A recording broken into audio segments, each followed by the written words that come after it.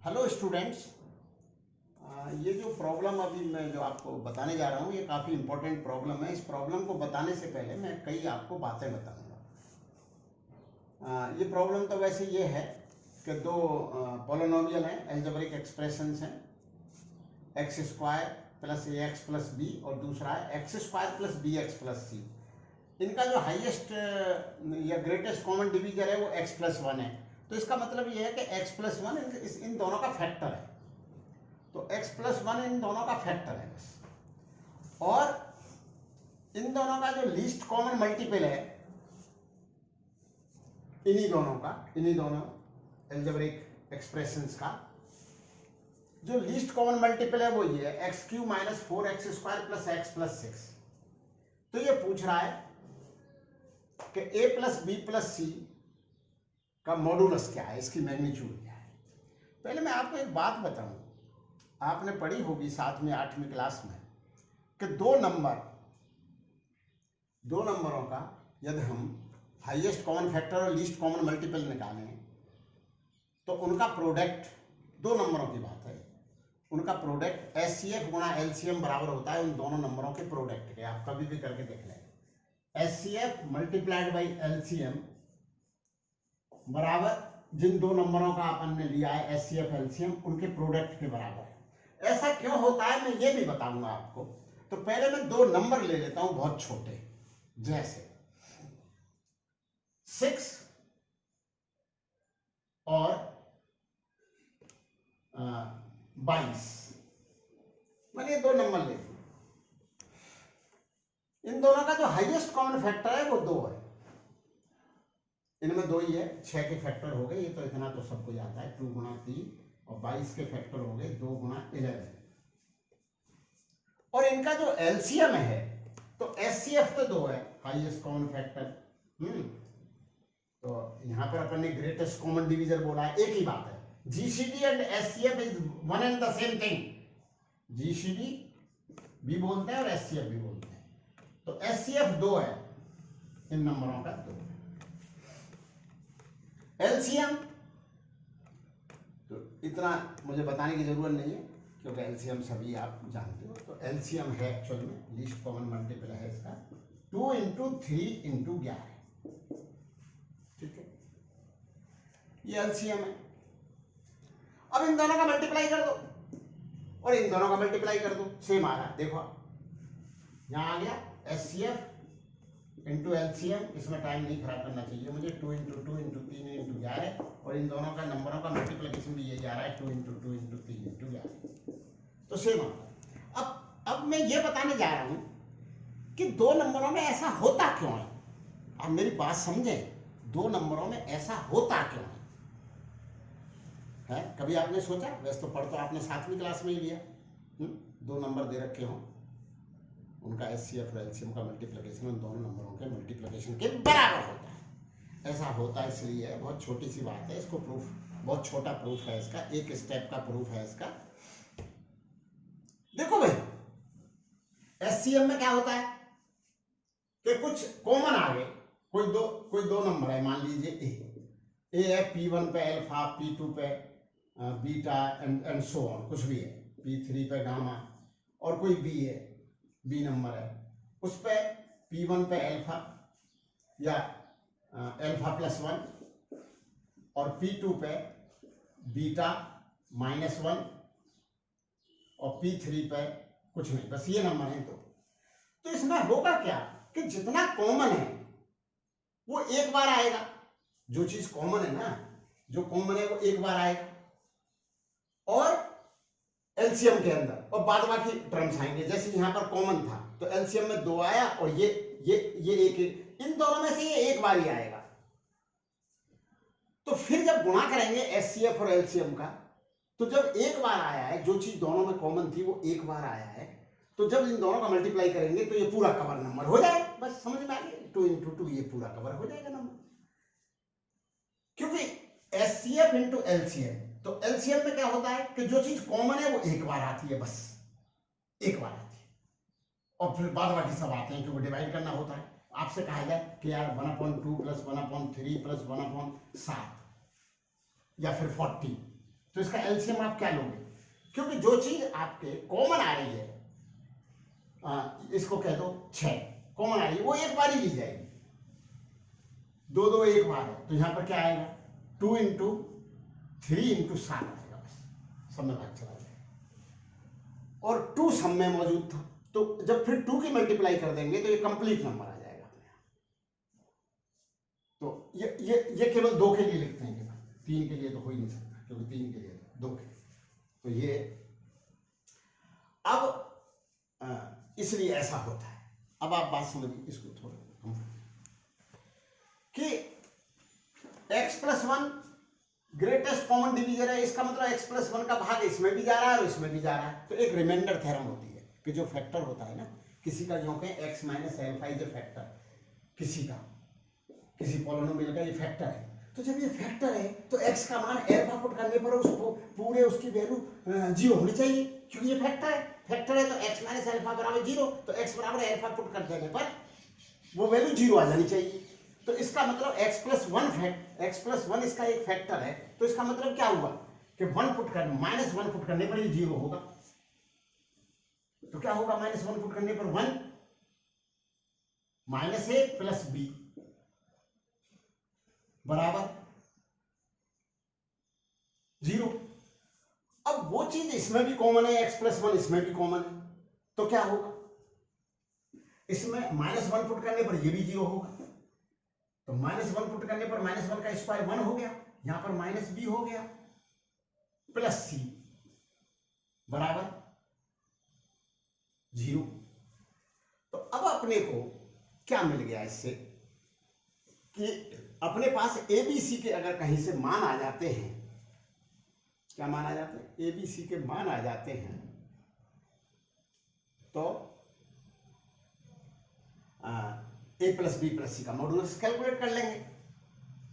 हमारे पास 2 इक्वेशन है और अननोन 3 है, तो तीसरा इक्वेशन बनना चाहिए। वो तीसरे इक्वेशन के लिए ही मैंने आपको वो बातें बताई थी। तो आप बोलो क्या बातें बताई थी, ये बात बताई थी ना कि ये गुणा ये HCF गुणा LCM बराबर है इन दोनों नंबरों का प्रोडक्ट, इन दोनों नंबरों का प्रोडक्ट। लेकिन एक काम करें ना अपन कि यहां C की जगह, ये रहा C की जगह B माइनस 1 पुट कर दें यहां पर, तो क्या बुराई है इसकी, यहां पर C की जगह B माइनस 1 पुट कर दें इस एक्सप्रेशन में, तो क्या हो जाएगा x square plus b x plus b minus 1। अब इसमें यहां पर x कॉमन है, ये जो आप देखिए कि ये जो है x कॉमन पर b माइनस क्या पुट करा c की जगह b माइनस में, इसको बंद कर, हाँ हेलो। अब इसमें क्या हुआ कि इन दोनों का इसका और इसका x प्लस 1 जो है वो हाईएस्ट कॉमन फैक्टर है, तो रिमाइंडर थ्योरम ये कहती है कि x बराबर माइनस 1 पुट करने पर ये 0 होगा, है रिमाइंडर, क्यों x प्लस 1 फैक्टर है, तो x बराबर माइनस 1 पुट करने पर ये दोनों चीज 0 होंगी, 0 करने पर ये वैल्यू आ गई, x की जगह माइनस 1 पुट कर दिया है, माइनस 1 पुट कर दिया है, माइनस 1 पुट कर दिया है, माइनस 1, ये 2 एक्सप्रेशन आ गई। इन 2 एक्सप्रेशन में जो है यहां से a बराबर b प्लस 1 आ गया, तो यहां से a बराबर b प्लस 1 लिख दिया, यहां से b बराबर c प्लस 1 आ गया, तो इसमें b बराबर c प्लस 1 लिख दिया। अब इनको फैक्टराइज कर दिया, तो फैक्टराइज करने पर ये जो है जब इसको लिखा गया था a को b प्लस 1 तो इसके फैक्टर आ गए x प्लस 1 और x प्लस b, और इसमें दूसरे वाले में जो है इसको b को लिखा था c प्लस 1, तो इसके फैक्टर आ गए x प्लस 1 और x प्लस c। अब इन दोनों का एलसीएम देखिए, एलसीएम आप डिटरमाइन करना जानते ही हो, क्योंकि आपसे पूछा जाए कि आप एलसीएम बताइए कि जो है 10 और 40 का क्या एलसीएम है, तो आप कैसे डिटरमाइन करते हो 10 और 40 का, तो आप 40 बता दोगे, 10 और 35 का क्या बता दोगे, 10 और 35 का आप शायद 70 बता दोगे। तो कैसे बताओगे 10 और 35 का 70, 10 और 35 का 70 कैसे बताओगे आप, 10 के फैक्टर करोगे आप, 2 गुणा 5, और इसके फैक्टर करोगे 5 गुणा 7, तो जो चीज कॉमन है वो तो एक बार ली जाती है, तो क्या आ जाएगा 5 गुणा 2 गुणा 7, यही आ जाएगा, तो 70 आ जाएगा। तो ऐसे ही एलसीएम यहाँ पर जो आया वो आ गया x+1 into x+b into x+c, क्योंकि ये तो एक बार ही लिया जाएगा। तो एलसीएम आ गया x+1 ब्रैकेट में x+b दूसरे ब्रैकेट में x+c। हम ये जानते हैं कि दो नंबरों का एलसीएम और एचसीएफ का मल्टीप्लिकेशन बराबर होता है उन दोनों नंबरों के। नहीं, अब तो एलसीएम ही आ गया और एलसीएम डायरेक्ट ही दे रखा है, अब हमको वो मल्टीप्लाई करने की जरूरत ही नहीं है। तो x+1 x+b और x+c इन तीनों का मल्टीप्लिकेशन इसके बराबर है। अब कोफिशिएंट कंपैरिजन कर दो, x+1 x+b x+c, इसको सिंपलीफाई करते करते करते करते ये आ गया। अब इसमें से b+1+c को लिख दो -4 के बराबर, b+cb+c को लिख दो 1 के बराबर, bc को लिख दो 6 के बराबर, और ये पैरामीटर भी यूज कर लो इसमें, ये पैरामीटर भी जहां पर भी जरूरत पड़ेगी इस पैरामीटर को यूज कर लो कि b-c जो है 1 है और b+c -5 आ गया उनको कंपैरिजन करके। अब इनको सॉल्व करते जाइए, ए बी सी के मान आ गए और फिर a+b+c का मॉडुलस है। ठीक,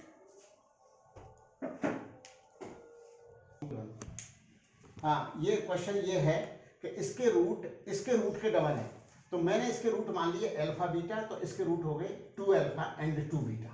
तो रूट का सम लिखा मैंने जो है 2 अल्फा प्लस 2 बीटा माइनस है ना, alpha plus beta minus P, तो इनको डिवाइड कर इनको जो है अल्फा प्लस बीटा की जगह माइनस पी पुट कर दिया, तो इससे ये रिलेशन आ गया m बराबर 2p।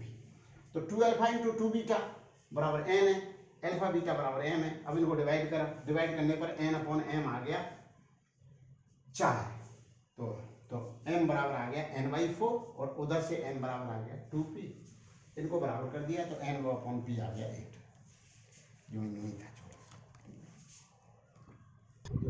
सुनो, अब ये इसको सॉल्यूशन चलो चालू करो। हाँ, ये जो है प्रॉब्लम में ये पूछा गया है कि इसके रूट यदि अल्फा बीटा है तो alpha raise to the power 1/4 beta raise to the power 1/4 का सम क्या है। अगर अपन इसके रूट डिटरमाइन करने लग जाए तो इसके रूट निकालना तो बहुत कठिन है, मतलब नहीं, रूट तो आराम से निकल आएंगे, लेकिन फिर उन दोनों रूट्स का 1/4 लेना वो बहुत टिपिकल मामला है। कैसे? क्योंकि रूट कोई इंटीजर में भी नहीं आ रहे, वो भी स्क्वायर रूट में आएंगे, -b प्लस -b स्क्वायर मान, तो b स्क्वायर इसका स्क्वायर करेंगे -4ac, वो परफेक्ट स्क्वायर नहीं बैठ रहा क्योंकि इसका स्क्वायर करके -4ac करेंगे। तो ये ऐसे नहीं होना है सवाल। एक्चुअल में अपने को डिटरमाइन ये करना है ना, अल्फा पे 1/4 प्लस बीटा पे 1/4, तो चलो इसका स्क्वायर कैलकुलेट करते हैं जिससे कि उस टर्म्स में आता चला जाए अल्फा प्लस बीटा। किसी भी तरह से ये एक्सप्रेशन हो जाए अल्फा प्लस बीटा, क्योंकि alpha plus beta is known to us, alpha plus beta is known to us और alpha into beta is known to us. तो हमें क्या करना होगा कि इसको उस तरफ खींच के ले जाना होगा, अल्फा प्लस बीटा और क्या टर्म आवे, अल्फा प्लस बीटा टर्म आवे और इनके रूट्स का प्रोडक्ट टर्म आवे। तो इसके स्क्वायर में क्या आ गया, इसका स्क्वायर करा तो इसका स्क्वायर करा तो अल्फा पे हाफ प्लस बीटा पे हाफ और ये +2 टाइम्स अल्फा बीटा पे 1/4। ये समझ लिए हो गया, अल्फा बीटा पे 1/4 2ab, a square plus b square plus 2ab। उधर अल्फा बीटा हमें दिखाई दे रहा है कि ये 1 है, तो ही पर लिख दें 1 है, ही पर लिख दें, अपने क्या दिक्कत है। अल्फा पे हाफ प्लस बीटा पे हाफ +2 हो गया ये। अब अल्फा पे हाफ प्लस बीटा पे हाफ, इसको अपन किस तरह से लिखें कि इसको अपन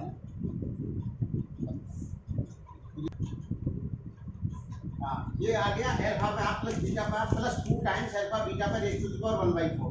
अब हमको अल्फा पे हाफ प्लस बीटा पे हाफ भी नहीं पता, तो अपन क्या काम करें कि अल्फा पे हाफ प्लस बीटा पे हाफ इसका स्क्वायर करें और रूट कर दें, स्क्वायर करें और रूट कर दें। तो स्क्वायर करा और रूट कर दिया, तो स्क्वायर करने पर ये हो जाएंगे alpha plus beta plus 2 alpha beta पे हाफ। अब ये वैल्यू अपने को पता है सारी, अब बस पुट करना रह गया, पुट करना।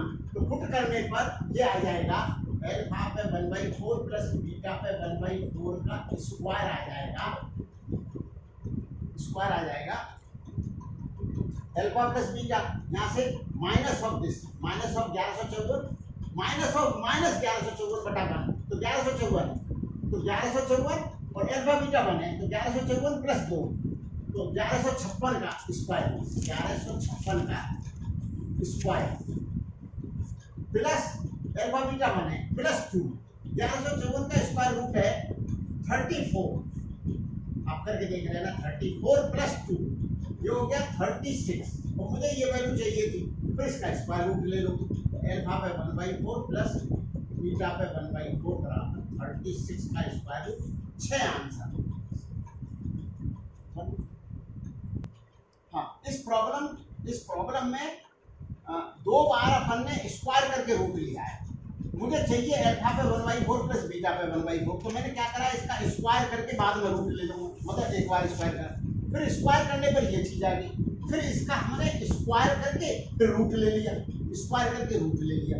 तो ऐसा क्यों करा कि पहले इसका स्क्वायर करा तो 1/4 पावर हाफ हो गई, और फिर स्क्वायर करा तो हाफ जो है 1 हो गई, और जब हाफ 1 हो गई तो अल्फा प्लस बीटा का मान मालूम था, इसलिए हमने इसमें 2 बार स्क्वायर करा और फिर स्क्वायर रूट ले लिया, तो फिर इसकी जरूरत। चलो